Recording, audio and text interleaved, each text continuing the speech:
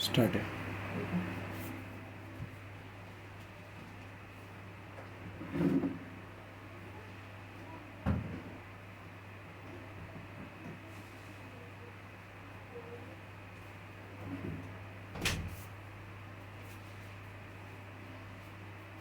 Hello students, our topic for today is buyback for shares for TYBCom students, and let us study what do you mean by buyback of shares. Okay, so word buy means to purchase, buy means to purchase, and back means to purchase our own shares. So when company purchases its own shares, it is known as buyback of shares. Okay, suppose there is one company and company wants to purchase its own shares which company has issued to the public in the market. Okay, so purchasing its own shares by the company is known as buyback of shares. Okay, जब company अपने खुद के share जो उसने public को पहले issue किए थे, जब वही शेयर कंपनी मार्केट से रीपर्चेस करती है, उसको ही क्या बोलते हैं? Buyback of shares. Okay, now students, there are two types of shares. One is equity share, another one is preference share. ये तो तुम लोग को पता है, दो टाइप के शेयर होते हैं. अब हम लोग जब बायबैक की बात करते हैं ना, तो बायबैक हम लोग इक्विटी शेयर का करते हैं, क्योंकि देखो प्रेफरेंस शेयर्स का तो एक फिक्स पीरियड होता है. प्रेफरेंस शेयर मैच्योर हो जाते हैं एक पर्टिकुलर पीरियड के बाद, 5 ईयर्स, 10 ईयर्स, 15 ईयर्स, ऐसा प्रेफरेंस शेयर का मैच्योरिटी पीरियड होता है. उसके बाद प्रेफरेंस शेयर का रिडम्पशन होता है, रिडम्पशन ऑफ प्रेफरेंस शेयर्स. ठीक है, but students, equity shares are the real owners of the company. Equity share का कोई पीरियड नहीं होता. जब तक कंपनी है तब तक इक्विटी शेयर होल्डर लोग रहेंगे. इक्विटी शेयर होल्डर कंपनी के लास्ट तक रहते हैं. ठीक है, तो इसके लिए equity shares, company equity shares का क्या करती है? बायबैक करती है. इक्विटी शेयर्स फिर से परचेस कर लेती है कंपनी. अब what is the reason why company purchases its own shares? क्या रीजन है? कंपनी अपने खुद के शेयर्स क्यों परचेस करेगी? ठीक है, तो स्टूडेंट्स, उसके बहुत सारे रीजंस है. जैसे एक रीजन उसका हो सकता है that company has a surplus cash. Company के पास ना बहुत सारा कैश पड़ा हुआ है.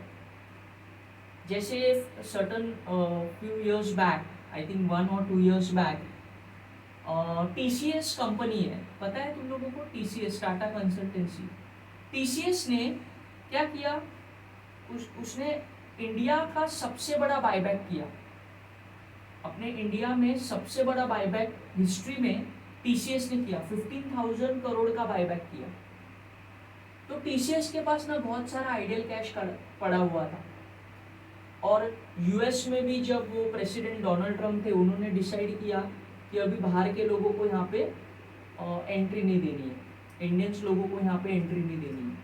तो टीसीएस ने क्या किया? उसके पास अभी बहुत सारा कैश पड़ा हुआ था, इन्वेस्टमेंट अपॉर्चुनिटीज नहीं था किधर भी. तो टीसीएस ने क्या किया? अपने ही शेयर्स क्या किए? बायबैक किए. समझ में आ रहा है? और कंपनी अपने शेयर्स बायबैक क्यों करती है? उसके बहुत सारे रीजन है. जैसे मैंने एक रीजन बताया, कंपनी के पास बहुत सारा कैश पड़ा हुआ है. ठीक है, तो वो क्या करती है? शेयर्स बायबैक करती है. दूसरा रीजन बायबैक का ये हो सकता है कि जो प्रमोटर्स है, जो कंपनी के रियल ओनर्स है,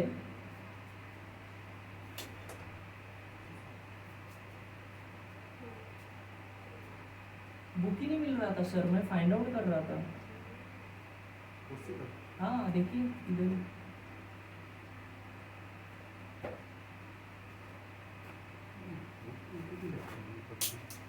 बहुत सर्च किया मैंने. आप लेके नहीं गए थे ना? कभी नहीं लेके आता हूँ.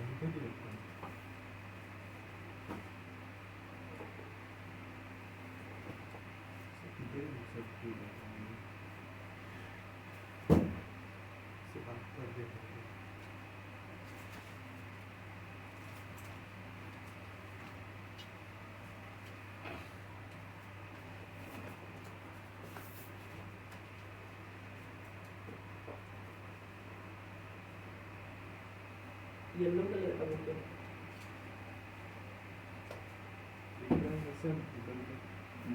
उसमें भी नहीं है, उसमें भी मैंने देखा, देख येलो कलर का देख टेक्स्ट बुक है क्या, नहीं है, मैंने देखा उसमें, देख लास्ट में वो तो बीके का है, उसके नीचे देख वो तो रिलायबल है इंग्लिश का। स्टूडेंट्स कोई लेके नहीं गया ना गलती से, सर्च कर रहा था मैं, मुझे भी नहीं मिला। उसमें देखिए ना ड्रॉवर में डाला है आपने, उधर तो नहीं डाला ना। तो स्टूडेंट्स दूसरा रीजन क्या हो सकता है बायबैक का, कंपनी के जो प्रमोटर्स है, कंपनी के जो जिन्होंने कंपनी स्टार्ट की थी, ओके, वो क्या करते हैं, उनका खुद का शेयर होल्डिंग बढ़ाने के लिए वो लोग क्या करते हैं, जो पब्लिक के शेयर्स है, पब्लिक को इश्यू किए थे, वो क्या करते हैं, बायबैक करते हैं।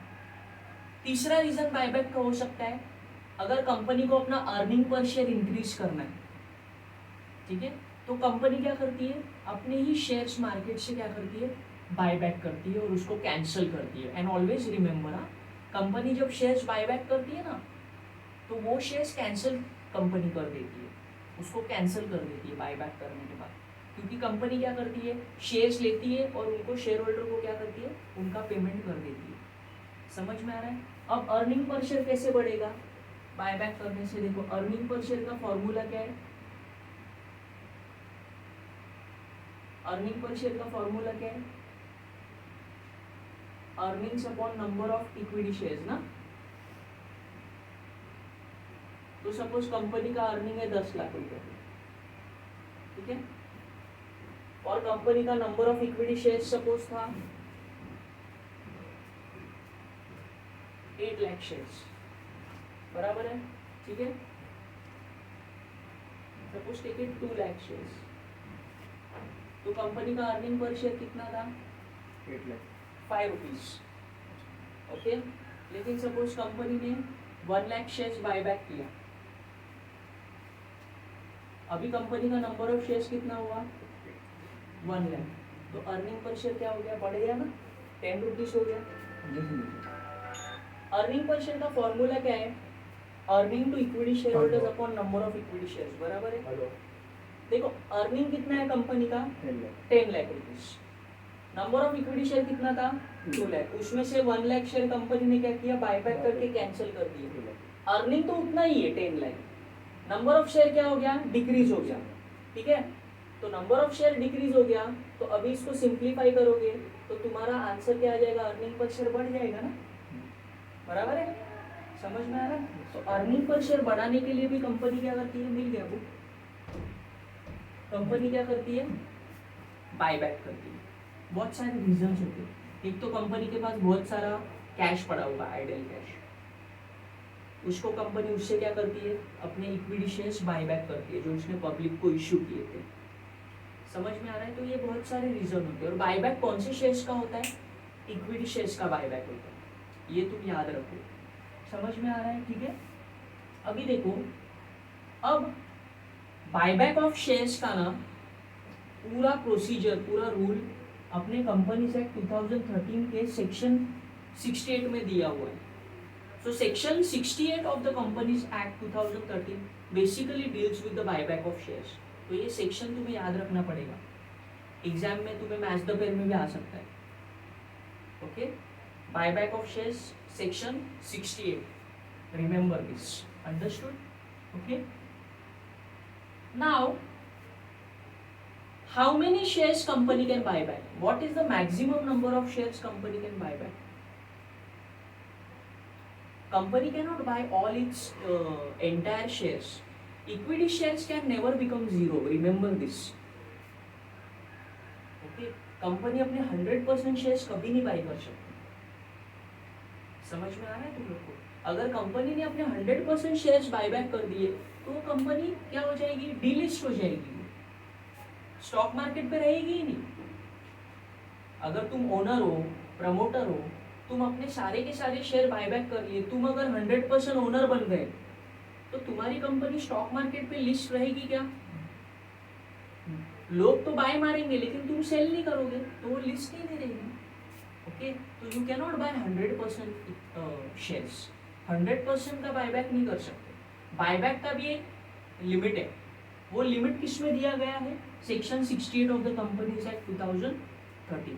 तो सेक्शन 68 के अंदर तुम्हें बताया गया है कि कंपनी मैक्सिमम कितने नंबर ऑफ शेयर्स बायबैक कर सकती है। ओके, उसके लिए ये 3 कंडीशन सेटिस्फाई होने चाहिए। ये 3 कंडीशन है, ये 3 कंडीशन को फॉलो करके हम लोग फाइंड आउट कर सकते हैं कि एक कंपनी मैक्सिमम कितने नंबर ऑफ शेयर्स क्या कर सकती है, बायबैक कर सकती है। ये 3 टेस्ट से हमें जाना पड़ेगा।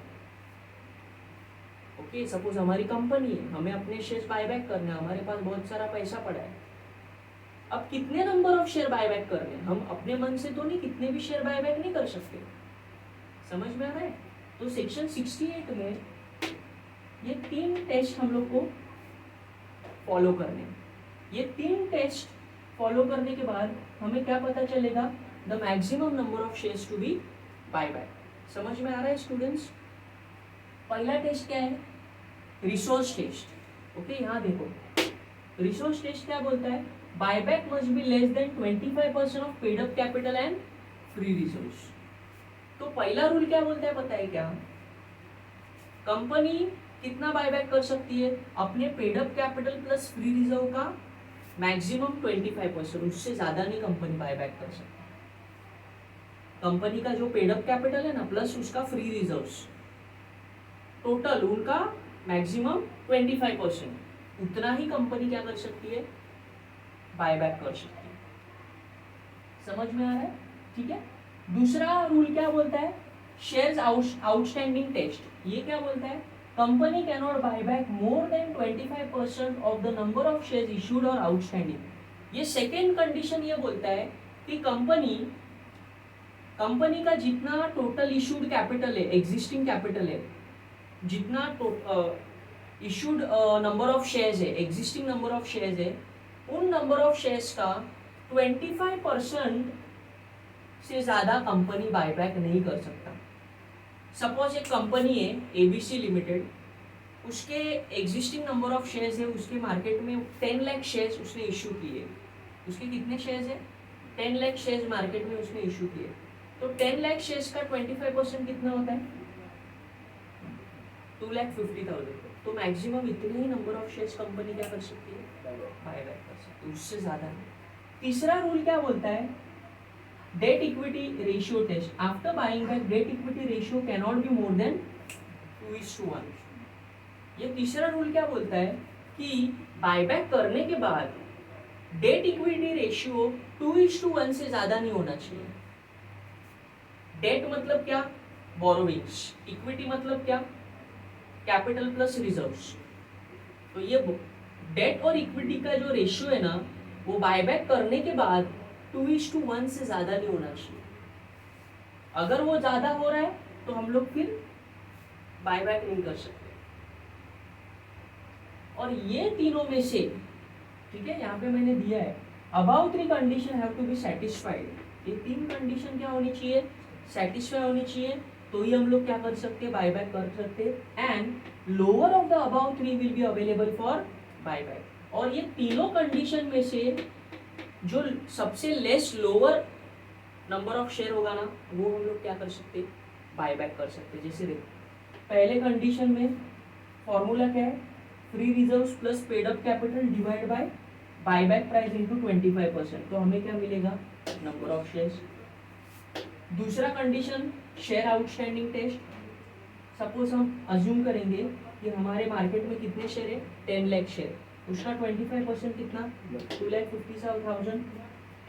डेट इक्विटी रेशियो टेस्ट हम लोग ने अप्लाई किया और हमें सर्टन, सपोज यहाँ पे हमें मिला 2 लाख शेयर्स, यहाँ पे हमें मिला 3 लाख शेयर्स, तीनों में से विच एवर इज लेस क्या है, 2,50,000। तो हम लोग बायबैक कितने का कर सकते हैं, समझा? ये तीनों के आंसर में से जो which ever is less number of share होगा, उतना हम लोग क्या कर सकते हैं, बायबैक कर सकते हैं। समझ में आ रहा है? ठीक है, एकदम इजी है ये। पहला condition free reserves plus paid up capital का कितना, 25%। यहाँ पे तुझे अमाउंट मिलेगा, तो ये अमाउंट को तुझे नंबर ऑफ शेयर में कन्वर्ट करना पड़ेगा। अमाउंट को नंबर ऑफ शेयर में कन्वर्ट करने के लिए तुझे डिवाइड किससे करना पड़ेगा?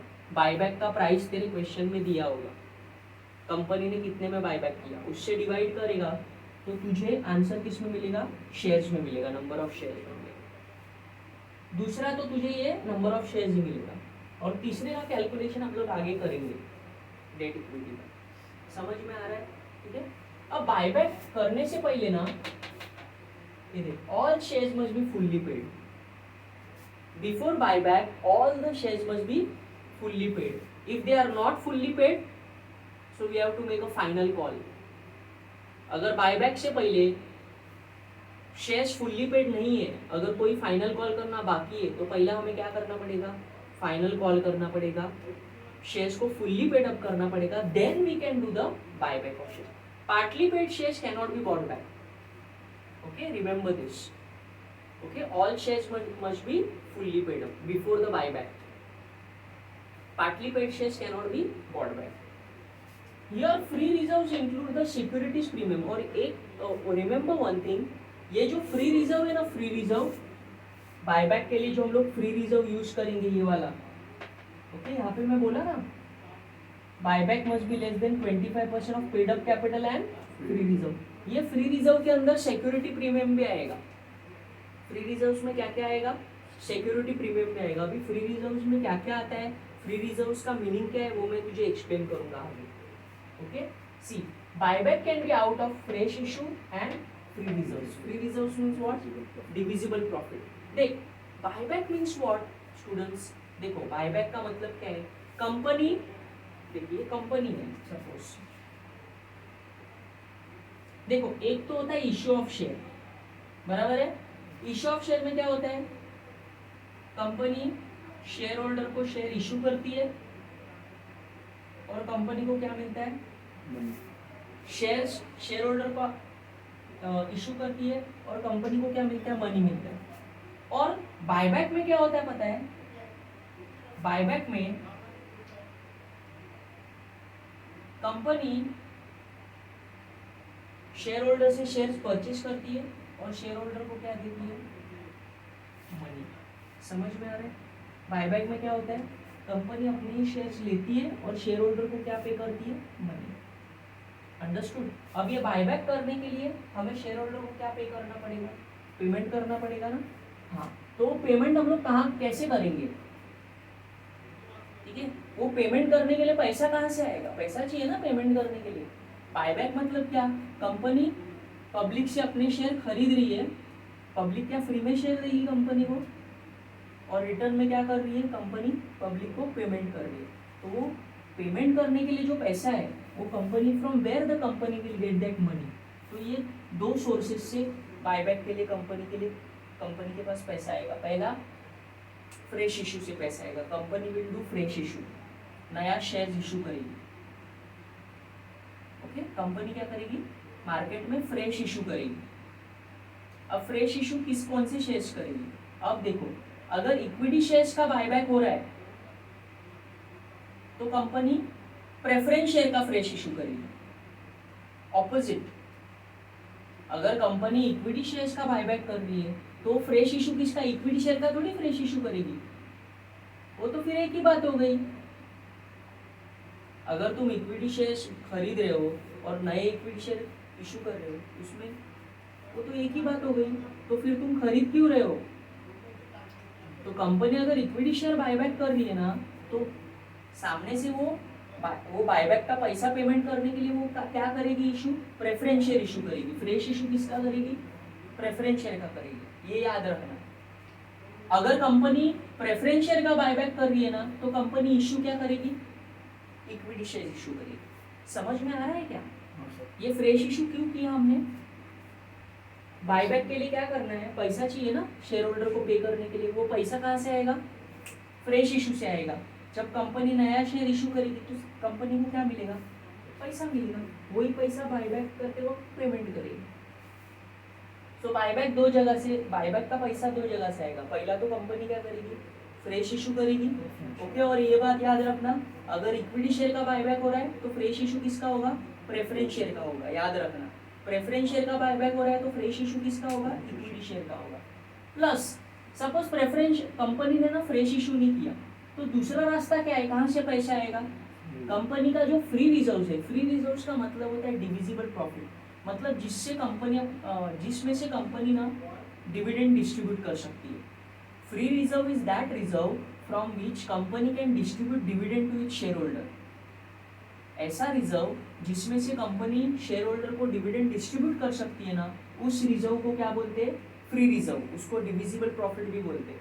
देख यहाँ पे देख, फ्री रिजर्व में देख क्या क्या आता है, profit and loss account free reserve में आता है, जनरल रिजर्व फ्री रिजर्व में आता है, ठीक है, रेवेन्यू रिजर्व फ्री रिजर्व में आता है, dividend equalisation reserve free reserve में आता है, investment allowance reserve free reserve में आता है। मतलब ये रिजर्व्स में से ना कंपनी डिविडेंड दे सकती है शेयर होल्डर को, और ये जो दूसरे रिजर्व्स है ना, ये नॉन डिविजिबल प्रॉफिट्स है, इसको कंपनी इसमें से डिविडेंड नहीं दे सकती। जैसे देख नॉन डिविजिबल प्रॉफिट देख क्या क्या है, कैपिटल रिजर्व है, रीवैल्यूएशन रिजर्व है, कैपिटल रिडम्पशन रिजर्व है, स्टैट्यूटरी रिजर्व है, डिबेंचर रिडम्पशन रिजर्व है, प्रॉफिट ऑन फोरफिटेड शेयर्स है, एक्सपोर्ट प्रॉफिट रिजर्व है, ये सब नॉन डिविजिबल प्रॉफिट है। इनमें से कंपनी डिविडेंड नहीं दे सकती। कंपनी डिविडेंड किस में से दे सकती है, डिविजिबल प्रॉफिट में से दे सकती है। समझ में आ रहा है, जैसे profit and loss account reserve है, ओके, तो वो कैसे बना, उसका क्रिएशन कैसे हुआ, प्रॉफिट में से हुआ, उसका यूज क्या है, डिविडेंड देने के लिए, उसमें से कंपनी क्या देती है, शेयर होल्डर को डिविडेंड देती है। समझ में आ रहा है, तो यहाँ पे फ्री रिजर्व्स मतलब डिविजिबल प्रॉफिट, ये सारे फ्री रिजर्व्स आएंगे, profit and loss account, general reserve, reserve fund, revenue reserve, investment allowance reserve, dividend equalisation reserve. हाँ, ये 3-4 रिजर्व के नाम तुझे फ्री रिजर्व्स के लिए याद रखने पड़ेंगे। समझ में आ रहा है, तो कंपनी बायबैक कहाँ से कर सकती है, 2 जगह से, मतलब बायबैक के लिए पैसा कंपनी कहाँ से कलेक्ट कर सकती है, 2 जगह से। पहला या तो फ्रेश इशू करेगी, दूसरा अपना जो फ्री रिजर्व है, डिविजिबल प्रॉफिट है, उसमें से वो बायबैक का पैसा अरेंज करेगी। ओके, समझ में आ रहा है। Another concept is replacement of capital. Now what do you mean by replacement of capital. अभी देख, ये कंपनी की बैलेंस शीट है, इसमें इक्विटी शेयर कितने हैं, 500, और प्रेफरेंस शेयर कितने हैं, टोटल शेयर कैपिटल कितना है। सपोज कंपनी ने 300 इक्विटी शेयर्स क्या किए, बायबैक किए और कैंसिल कर दिए, तो मुझे बता अब इक्विटी शेयर कितने हो गए, 500 में से 300 बायबैक कर दिए कंपनी ने, कैंसिल कर दिए, कितने हो गए, 200, और प्रेफरेंस शेयर कितने हो गए, वो तो 300 ही है। टोटल शेयर कैपिटल कितना हुआ, बायबैक के पहले कितना था, मतलब टोटल शेयर कैपिटल क्या हुआ, बायबैक करने के बाद लेस हो गया, ये नहीं चलेगा। शेयर कैपिटल कम नहीं होना चाहिए, ऐसा क्यों मैं बोल रहा हूँ शेयर कैपिटल कम नहीं होना चाहिए, इसका रीजन है, देख ये बैलेंस शीट देख, इसमें इक्विटी शेयर कितना है, 10 लाख है, प्रेफरेंस शेयर कितना है, 6 लाख, टोटल कैपिटल कितना है, 16 लाख है, ठीक है। सपोज कंपनी ने ऐसा किया, कंपनी ने 10 लाख इक्विटी शेयर में से 5 लाख इक्विटी शेयर क्या कर दिया, 2 लाख इक्विटी शेयर क्या कर दिया, बायबैक कर दिया, ठीक है। तो 16 लाख के कैपिटल में से 2 लाख का कैपिटल बायबैक हुआ, कैंसिल हो गया, अब कैपिटल कितना हुआ, रिड्यूस हुआ ना, 14 लाख हुआ। जब ये कैपिटल रिड्यूस होगा ना, ये जो लोग है, ये आउटसाइडर थर्ड पार्टी है, ये बाहर वाले है, ये जो जिन्होंने कंपनी को लोन दिया है, आउटसाइडर्स, कौन कौन है आउटसाइडर, डिबेंचर, बैंक, क्रेडिटर्स, ये लोग डर जाएंगे फटक से, इनको गुस्सा आ जाएगा, ये डिस्टर्ब हो जाएंगे, ये लोग क्या बोलेंगे बताए, भाई अच्छा है तुम लोग का, हाँ पैसा कमा रहे हो, हम लोग को देने के पहले अपने शेयर होल्डर को पैसे बांट रहे हो तुम लोग, हाँ तुम लोग ने क्या बोला था कि सबसे पहला पेमेंट किसको मिलेगा, हम लोग को मिलेगा। अरे शेयर होल्डर कैसा, बाहर वालों को, क्रेडिटर लोग को पेमेंट मिलेगा। और कंपनीज एक्ट 2013 ने भी बोला है कि कंपनी जब बंद होगी, लिक्विडेट होगी, तो सबसे पहला पेमेंट किसका होगा, आउटसाइडर का होगा, लास्ट में पैसा किसको मिलेगा, इक्विटी शेयर होल्डर को मिलेगा। Equity share holder is the last Clement, कभी भी याद रखना, जब बिजनेस बंद होता है ना, तो सबसे लास्ट में पैसा किसको मिलता है, इक्विटी शेयर होल्डर। इसके लिए तो उसको रियल ओनर बोलते हैं ना, सबसे ज्यादा प्रॉफिट क्यों इक्विटी शेयर होल्डर एंजॉय करता है? क्योंकि वो सबसे ज्यादा रिस्क बेयर करता है, उसको सबसे लास्ट में पेमेंट मिलता है। और इधर ये लोग क्या कर रहे हैं? क्या कर रहे हैं लोग इधर? सबसे पहला इक्विटी शेयर होल्डर को पेमेंट कर रहे हैं। तो ये थर्ड पार्टी है, जो आउटसाइडर है, बोरोवर्स लोग हैं, इनको गुस्सा आ जाएगा, क्योंकि इनका रिस्क बढ़ जाएगा, क्योंकि कंपनी का कैपिटल कम हो रहा है, फाइनेंशियल रिस्क बढ़ जाएगा कंपनी का। और इनका ये जो आउटसाइडर लोग हैं, इनका कंपनी के अंदर का कॉन्फिडेंस कम हो जाएगा। इनको क्या लगेगा, अरे ये लोग शाने लोग हैं, ये लोग पहला अपने इक्विटी शेयर होल्डर को पैसा दे रहे, हम लोग को नहीं दे रहे। और उससे क्या होगा, ये जो बोरोवर्स है, ये जो बैंक्स है, ये कंपनी को लोन देना बंद कर देंगे, लोन नहीं देंगे। इससे कंपनी का प्राइस क्या हो जाएगा, मार्केट में, शेयर मार्केट में प्राइस डाउन हो जाएगा। ठीक है, तो कंपनीज एक्ट 2013 ने इसका एक रास्ता निकाला। कंपनीज एक्ट 2013 के सेक्शन 68 ने क्या बोला पता है? कंपनीज को बोला तुम लोग बायबैक करो, ओके, ये जो रूल है इसके हिसाब से तुम लोग बायबैक करो, लेकिन जो शेयर कैपिटल है, टोटल शेयर कैपिटल इंटैक्ट रहना चाहिए, वो कम नहीं होना चाहिए। पहला भी 800 था, बायबैक के बाद भी वो 800 ही रहना चाहिए। देख इधर नीचे क्या लिखा है, paid up capital can not decrease, total paid up capital should be intact even after the buyback. Capital कम नहीं होना चाहिए भाई, ये तो क्रेडिटर लोग नहीं मानेंगे, गलत बात है। कैपिटल कम, तुम लोग बायबैक करो, लेकिन कैपिटल जितना था उतना ही रहना चाहिए। समझ में आ रहा है? yes. अब कैपिटल कैसे इंटैक्ट रहेगा, उसके लिए क्या करना पड़ेगा? तो हमें क्या करना पड़ेगा, रिप्लेसमेंट ऑफ कैपिटल करना पड़ेगा।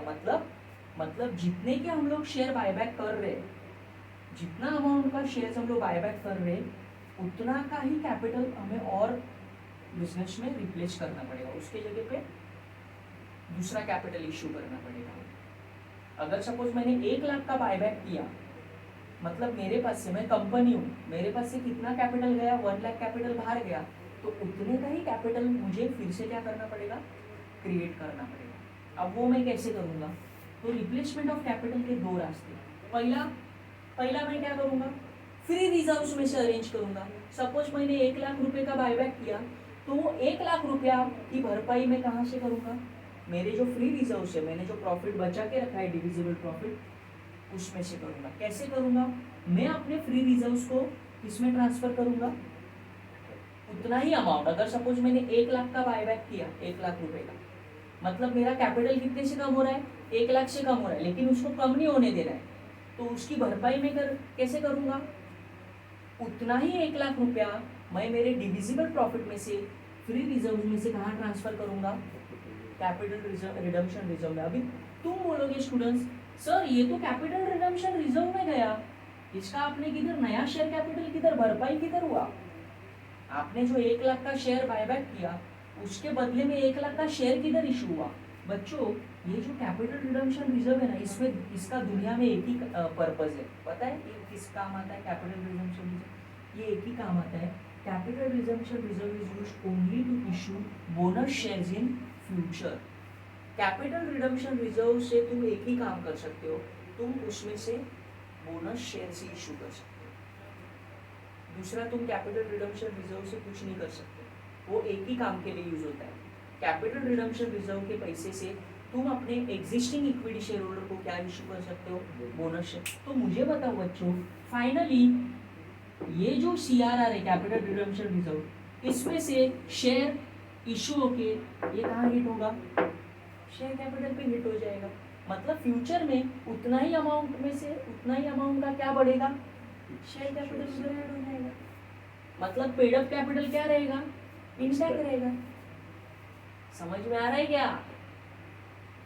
उतना ही फ्री रिजर्व का जो CRR में तुमने डाला, उसका ही फ्यूचर में वो CRR किस में कन्वर्ट हो जाएगा? फिर से शेयर कैपिटल को हिट करेगा वो, क्योंकि बोनस शेयर किसको मिलता है? इक्विटी शेयर होल्डर को। फाइनली वो इधर ही हिट करने वाला है, मतलब शेयर कैपिटल कम नहीं होगा, वो इंटैक्ट रहेगा। समझ में आ रहा है क्या तुम्हें? ठीक है, तो या तो तुम फ्री रिजर्व्स को ट्रांसफर करो, या तो तुम क्या इशू कर सकते हो? फ्रेश इशू कर सकते हो। जितने के तुमने बायबैक किए उतने का ही तुम अगर 1 लाख का तुमने इक्विटी शेयर बायबैक किया तो तुम उतने अमाउंट के क्या इशू कर सकते हो, प्रेफरेंशियल इशू कर सकते हो। मतलब कैपिटल तुम्हारा कम नहीं होना चाहिए। समझ में आ रहा है क्या? क्योंकि ये लोग को तकलीफ हो जाएगी, फिर इनका रिस्क बढ़ जाएगा, फाइनेंशियल रिस्क बढ़ जाएगा, ये लोग का कॉन्फिडेंस उड़ जाएगा तुम्हारे बिजनेस पे। समझ में आ रहा है? क्योंकि ऐसा चलता नहीं है। As per the rule outsider को पहला पैसा देना पड़ता है, शेयर होल्डर पहले कभी भी एंजॉय नहीं कर सकता। तो इन लोग को प्रॉब्लम हो जाएगा, फिर कैपिटल कम नहीं कर सकते तुम ऐसे। फिर जो बाहर वालों ने तुम्हें कर्जा दिया है ना, वो डर जाएंगे, अरे ये लोग क्या, ये मालिक लोग ऐसे क्या कर रहे हैं, शेयर खरीद के कैंसिल कर रहे, मतलब ये लोग भाग रहे इधर से, बिजनेस में से एग्जिट कर रहे लोग। समझ में आ रहा है क्या? तो कैपिटल का रिप्लेसमेंट करना पड़ेगा तुम्हें दो जगह से, या तो फ्री रिजर्व या तो फ्रेश इशू करना पड़ेगा तुम्हें उतना ही अमाउंट का, ठीक है। और फ्री रिजर्व्स का पैसा किधर ट्रांसफर करना पड़ेगा, कैपिटल रिडम्पशन। और कैपिटल रिडम्पशन रिजर्व फाइनली किसमें कन्वर्ट होगा, बोनस शेयर्स में कन्वर्ट होगा। समझ में आ रहा है तुम्हें? देखो ये फ्री रिजर्व्स की मैंने लिस्ट, इसमें से ये 2-3 ज़्यादा याद रखना, profit and loss, general reserve, ये फ्री रिजर्व्स हैं। डिविडेंड इक्वलाइजेशन, ये नाम से पता चलता है, डिविडेंड दे सकते हो तुम। Revenue reserve, investment allowance. और देखो नॉन डिविजिबल में ये फ्री रिजर्व्स नहीं है ना, not free reserve, capital reserve, revaluation reserve, capital redemption reserve, debenture reserve, export reserve, statutory, ये सब फ्री रिजर्व्स नहीं है। ओके, ये एक स्पेसिफिक पर्पस के लिए बनाए जाते हैं, इसमें से तुम डिविडेंड नहीं दे सकते। Now conditions of buyback. अब बायबैक की कंडीशंस क्या है?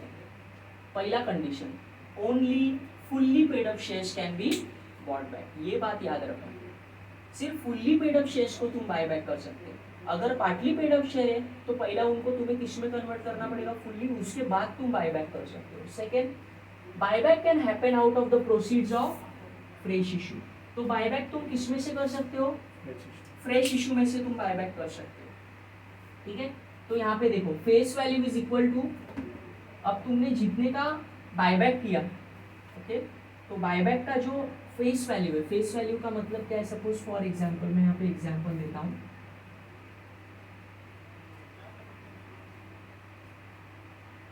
तुमने सपोज 6 लाख इक्विटी शेयर्स का क्या किया, बायबैक किया। कितने इक्विटी शेयर्स को बायबैक किया, 6 लाख इक्विटी शेयर्स को बायबैक किया।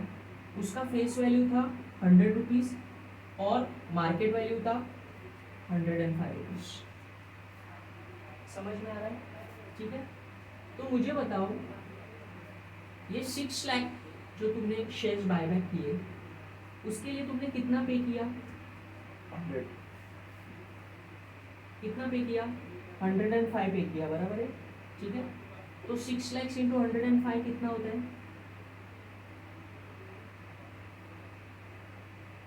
6 लाख इंटू 105 कितना होता है,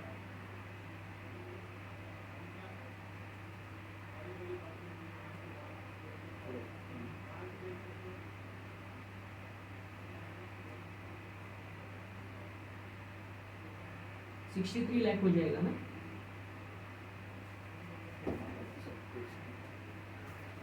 तो तुमने कितना पे किया,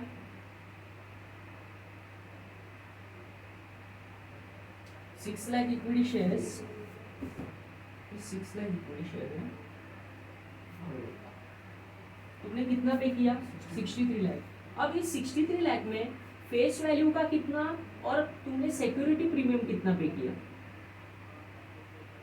तो मुझे बताओ 6 लाख इंटू 100, तो फेस वैल्यू कितना पे किया तुमने, 60 लाख पे किया। और सिक्योरिटी प्रीमियम समझते हो, देखो 10 रुपए का शेयर, 10 रुपए का शेयर अगर तुम 15 रुपए में इशू करते हो तो 10 रुपए फेस वैल्यू है और 5 रुपए क्या है, सिक्योरिटी प्रीमियम।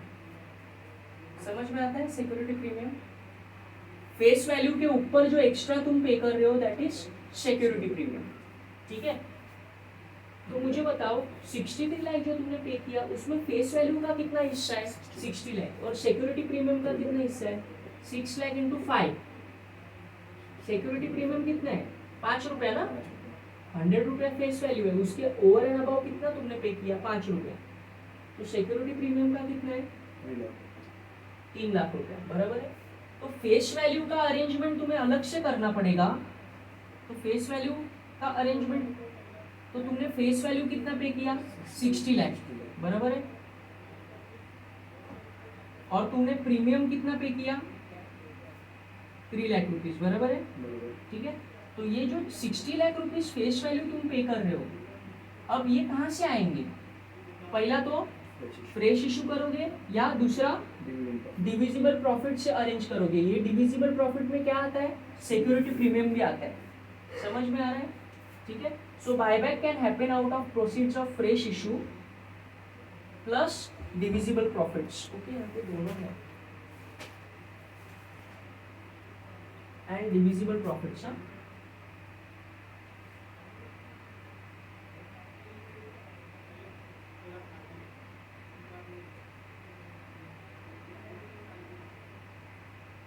ठीक है, ये ऐड कर दो इसमें। Okay, third, divisible profits so utilise should be transferred to CRR. और जो भी डिविजिबल प्रॉफिट्स तुम यूज करोगे ना, उन डिविजिबल प्रॉफिट्स को तुम्हें कहाँ ट्रांसफर करना है, सीआरआर में ट्रांसफर करना है। यहाँ पे जो भी डिविजिबल प्रॉफिट तुमने यूज किया, ओके, फेस वैल्यू का पेमेंट करने के लिए, वो डिविजिबल प्रॉफिट कहाँ पे तुम ट्रांसफर करोगे, सीआरआर में ट्रांसफर करोगे। सीआरआर का फुल फॉर्म क्या है, कैपिटल रिडम्पशन रिजर्व। उसके बाद अब फेस वैल्यू का तो तुमने अरेंजमेंट किया, अब तुम्हें क्या पे करना है, प्रीमियम भी पे करना है ना। प्रीमियम ऑन बायबैक, सपोज तुमने प्रीमियम पे बायबैक किया, premium on buyback should be paid out of security premium or divisible profit. और जो प्रीमियम ऑन बायबैक है, देखो 100 का शेयर तुमने कितने में बायबैक किया, 105, तो 5 रुपीज क्या है, तो प्रीमियम भी तुम पे कर रहे हो ना। तो premium on buyback should be paid out of security premium or divisible profit. So premium on buyback is equal to security premium plus divisible profit. यहाँ से अरेंज होगा। सबसे पहले तो सिक्योरिटी प्रीमियम में से अरेंज करोगे। अगर सपोज सिक्योरिटी प्रीमियम में से पूरा 3 लाख मिल जाता है तो फिर बाकी के डिविजिबल प्रॉफिट्स की जरूरत नहीं है। लेकिन सपोज सिक्योरिटी प्रीमियम से 2 लाख ही मिला तुम्हें, तो फिर रिमेनिंग कहाँ से आएगा, डिविजिबल प्रॉफिट से आएगा। समझ में आ रहा है। और कभी भी जब तुम ये कैलकुलेशन करोगे ना, तो सबसे पहला प्रीमियम का अरेंजमेंट करने का, बाद में फेस वैल्यू पे जाने का, याद रखना। मैंने क्या बोला, सबसे पहला प्रीमियम्स का अरेंजमेंट करने का, प्रीमियम के पैसे का अरेंजमेंट करो, बाद में फिर किधर जाओ, फेस वैल्यू पे जाओ। समझ में आएगा तुम्हें, ठीक है, ऐसा करना है तुम्हें। और नंबर 5 तुम्हारा क्या है, जर्नल एंट्रीज, वो हम लोग कल करेंगे। और फिर कल हम लोग सम्स भी स्टार्ट करेंगे। समझ में आ रहा है, ठीक है। अभी इसका फोटो निकालो। ए उसका मत, रुको, नहीं चलो चलेगा, निकाल दे।